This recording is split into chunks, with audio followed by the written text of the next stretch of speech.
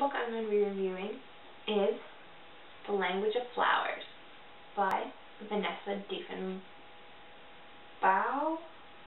Sorry if I pronounced that wrong.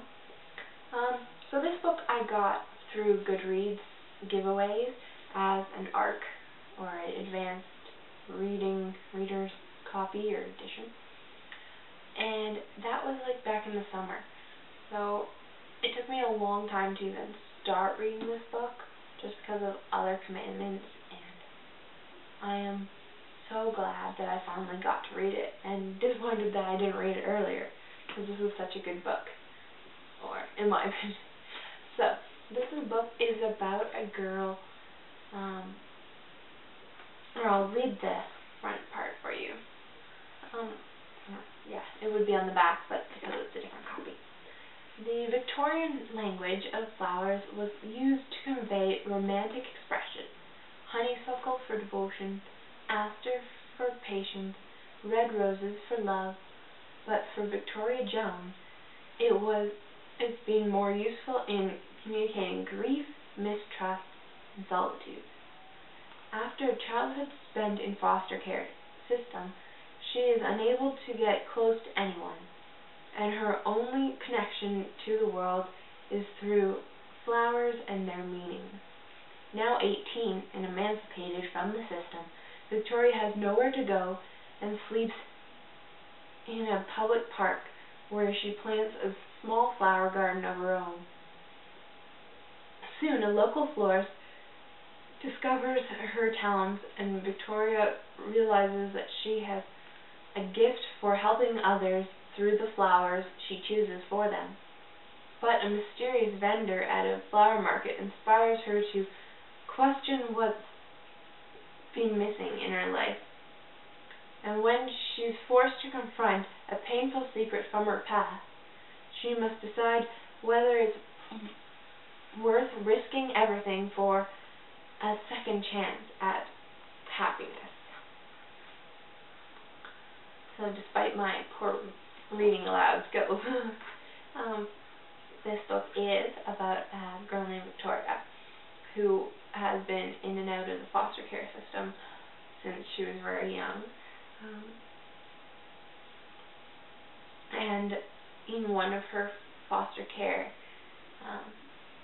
situations, or the family she was with, she learned all about the language of flowers, which is a system that gives each type of flower a particular meaning. And so she was really interested in that aspect, and also just in flowers and botany altogether. So once she is out of the foster care system, she has to find a way to survive and to make money and to be able to feed herself, and basically just live and find a place to live as well. So she does this eventually, and without giving out too many details, I really enjoyed this book. I enjoyed that you really felt for the character, and as well as some of the minor characters that ended up being a very strong part in the book. But in the same ways, as much as I liked the main character, I also disliked her as well, because I just wanted her to do so well.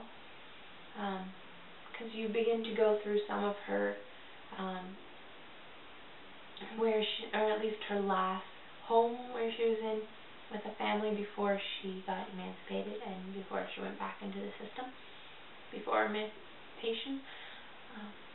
And you just really want her to finally find a family that she can stay with, but she still keeps doing things that is just making it harder for herself. And in this book, it flips back and forth between the present and that last family, which is considered the past. And it goes back and forth between that. So some people that I've heard really found it an issue and had a hard time going back and forth. I really liked it, actually, because it seemed that I was able to be like reading two stories at once, and each one, before flipping to either back in time or ahead in time, kind of left you with a little bit of a cliffhanger. So I was always wanting to know what was happening next. And the only way I could find out what was happening next during that time period is if I kept reading and read through this other time period. And there'd be another cliffhanger, and you'd want to keep reading.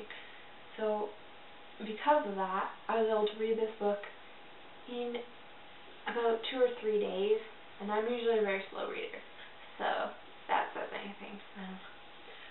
Especially since it took me a whole lot longer to read another book that is a lot shorter. So I really enjoyed this book, and I do recommend it to anyone. I think I gave it between a 4 out of 5 and 5 out of 5 on Goodreads. I usually don't give 5 out of 5s for anything. I really enjoyed this book, and I would suggest you to look for it as well. And it's called The Language of Flowers.